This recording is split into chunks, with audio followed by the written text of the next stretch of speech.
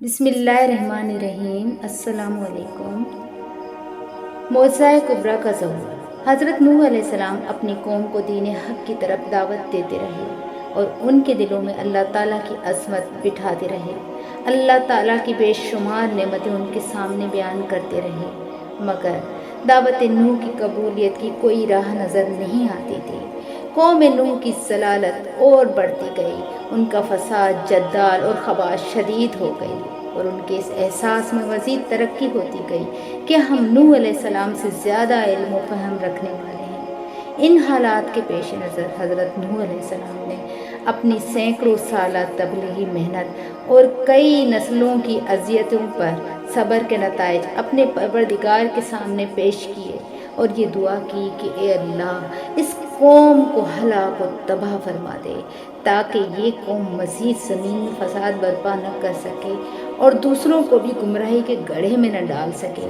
چنانچہ نوح علیہ السلام نے دعا فرمائی اور نوح علیہ السلام نے کہا کہ اے میرے پروردگار، کافروں میں سے زمین پر ایک باشندہ بھی مت چھوڑ، کیونکہ اگر آپ ان کو روئے زمین پر رہنے دیں گے تو یہ لوگ آپ کے بندوں کو گمراہ کر دیں گے اور آگے بھی ان کے محض فاجر اور کافر ہی اولاد پیدا ہوگی۔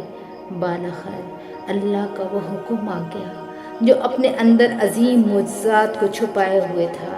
اللہ تعالیٰ نے حضرت نوح علیہ السلام سے فرمایا، اور تم اس طوفان سے بچنے کے لیے ہماری نگرانی میں اور ہمارے حکم سے کشتی تیار کرواؤ۔ نوح علیہ السلام نے کہا ہوگا کہ پروردگار، کشتی کیا چیز ہے؟ پروردگار نے ان کو بتایا ہوگا کہ کشتی لکڑی کا ایک گھر سا ہوتا ہے جو پھر پانی کے اوپر چلے گی تاکہ نافرمانوں کو غرقاب کر کے اپنی زمین کو ان سے سکون دلائے۔ نوح علیہ السلام نے پانی کے بارے میں بھی پوچھا ہوگا۔ بہرحال نوح علیہ السلام نے اللہ تعالیٰ کے قادر متعلق ہونے کا بخوبی علم رکھتے تھے۔ بعض کہتے ہیں کہ نوح علیہ السلام نے لکڑی کے متعلق سوال کیا ہوگا تو پروردگار نے ان کو ساگوں درخت لگانے کا حکم دیا جس کی شاخیں جڑ میں اور لکڑی بہت زیادہ ہوتی ہے۔ حضرت نوح علیہ السلام شجر کاری کرتے رہے، 40 سال تک انتظار کیا، یہاں تک کہ درختوں کے کئی زبردست جنگل بن گئے۔ ان سالوں میں نوح علیہ السلام نے دعوت اللہ کا فریضہ انجام دینے میں توقف کیا، یعنی قوم کو اس عرصہ میں توحید و عبادت کی دعوت نہیں دی۔ اللہ تعالیٰ نے ان کی عورتوں کو بانجھ کر دیا، اب کوئی ولد ان کے ہاں متولد نہیں ہوتا تھا۔ بہرحال جب درختوں کی کثرت ہو گئی تو پھر پروردگار عالم نے ان کو درختوں کے کاٹنے کا حکم دیا۔ چنانچہ نوح علیہ السلام نے درختوں کو کاٹا، پھر ان کو خشک کیا۔ بعد ازل عرض کیا، پروردگار، اب یہ بتائے کہ یہ گھر کیسے بناؤں، یعنی یہ کشتی کیسے تیار کروں؟ پروردگار نے فرمایا، اسے 3 صورتوں میں تیار کر۔ اس کا سر مرغ کے سر کی طرح ہو، اس کا پیٹ پرندے کے پیٹ کی طرح اور دم مرغ کے دم کی طرح بناؤ، اور اس کشتی کے دروازے اس کے دونوں جانب بناؤ اور اس کے 3 طبقات مطلب 3 درجے بناؤ۔ پھر اللہ تعالیٰ نے جبریل علیہ السلام کو بھیجا تاکہ وہ نوح علیہ السلام کو کشتی سازی کا فن سکھائیں۔ نوح علیہ السلام بڑے چاق و چوبند تھے، محنت پسند تھے۔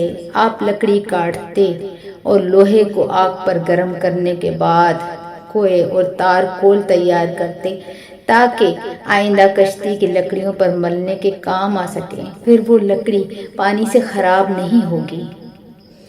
بے نظیر جدوجہد اور زبردست قسم کا کام اکیلے نوح علیہ السلام سر انجام دیتے رہے، اور لوگوں کا حال یہ تھا کہ وہ ان کے پاس سے گزرتے رہتے۔ انہوں نے اس سے پہلے بھی بڑھئی نہیں دیکھا تھا جو کشتیاں بناتا ہو۔ لوگ جب نوح علیہ السلام کے قریب سے گزرتے اور ان کو کشتی سازی میں مصروف دیکھتے تو ان کا مذاق اڑاتے اور کہتے، اے نوح علیہ السلام، کیا بات ہے، پیغمبری کے بعد اب بڑھئی بن گئے ہو؟ کبھی کہتے اس دیوانے کو نہیں دیکھتے ہو، پانی پر چلانے کے لیے گھر تیار کر رہا ہے۔ ان کی مراد کشتی تھی۔ قوم جب ان کو کشتی سازی میں مصروف دیکھتی تو ان سے استہزاء کرتی اور عذاب خداوندی کے واقع ہونے کے بعید عقل خیال کرتی۔ نوح علیہ السلام ان کو جواب میں یوں کہتے، آپ فرماتے کہ اگر تم ہم پر ہنستے ہو تو ہم تم پر ہنستے ہیں۔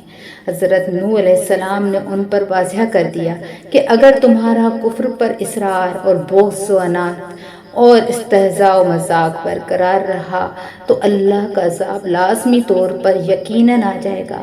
اللہ تعالیٰ نے نوح علیہ السلام کے پاس وحی بھیجی کہ میرا غصہ نافرمانوں پر بڑھتا جا رہا، کشتی جلدی تیار کرو، کشتی سازی کا عمل جلدی ختم کرو۔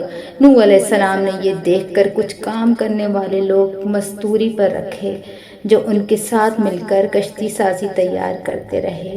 آپ کے ساتھ آپ کے بیٹے سام، حام اور جاف بھی لکڑیاں تراشتے رہے۔ آخر کار نوح علیہ السلام نے 600 سائم برگار طویل اور 300 گز در کشتی بنائی جس کی بلندی 33 گڑی۔ اللہ تعالیٰ نے کشتی کے پاس سے تارکول کا چشمہ جاری کر دیا، چنانچہ نوح علیہ السلام نے اس کشتی کے اندر اور باہر وہ تارکول مل دیا اور اسے لوہے کے کیلوں سے مضبوط کر دیا۔ اللہ تعالیٰ کا یہ فرمان عالی ہے، اور ہم نے نوح کو تختوں اور میخوں والی کشتی پر سوار کیا۔ حضرت عیسیٰ بن مریم موقع میں لاہی مردوں کو زندہ کر دیا کرتے تھے۔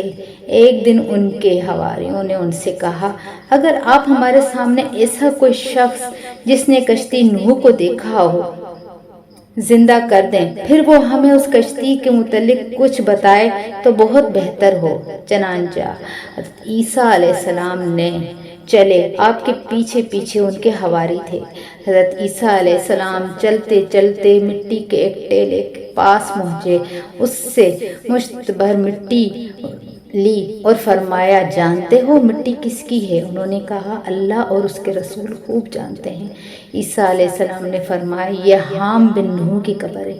چنانچہ آپ نے اس مٹی پر اپنا آثار مارا اور کہا، اللہ کے حکم سے کھڑے ہو جاؤ۔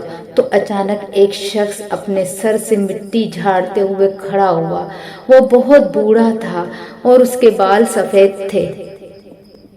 حضرت عیسیٰ علیہ السلام نے اس سے پوچھا، تم اس حالت میں فوت ہوئے تھے؟ حام بن نوح نے کہا، نہیں، بلکہ میں جوانی کی حالت میں فوت ہوا تھا، لیکن اب میں نے سمجھا کہ شاید قیامت قائم ہو گئی ہے، اس لیے خوف سے میں بوڑھا ہو گیا۔ عیسیٰ نے اس سے فرمایا، ذرا نوح کی کشتی کے متعلق بتاؤ۔ اس نے کہا، اس کشتی کی لمبائی 1200 گز تھی اور چوڑائی 600 گز۔ اس کشتی میں 3 درجات تھے، ایک درجے میں جانور اور چوپائے، ایک میں انسان اور ایک میں پرندے تھے۔ پھر جب جانوروں کی لید کشتی کے اندر بہت زیادہ ہو گئی تو اللہ تعالیٰ نے نوح کے پاس یہ وحی بھیجی کہ ہاتھی کی دم دباؤ۔ جب انہوں نے دبائی تو اس سے ایک نر خنزیر اور ایک مادہ خنزیر نکلی، وہ دونوں جانوروں کی لیز صاف کرنے لگے۔ یہ قصہ ابھی ختم نہیں ہوتا ہے، اس سے آگے سننے کے لیے آپ لوگ میرے چینل کو سبسکرائب کر لیجئے اور نیکسٹ اس کا جو ہے آپ ویڈیو چیک کریں۔ شکریہ۔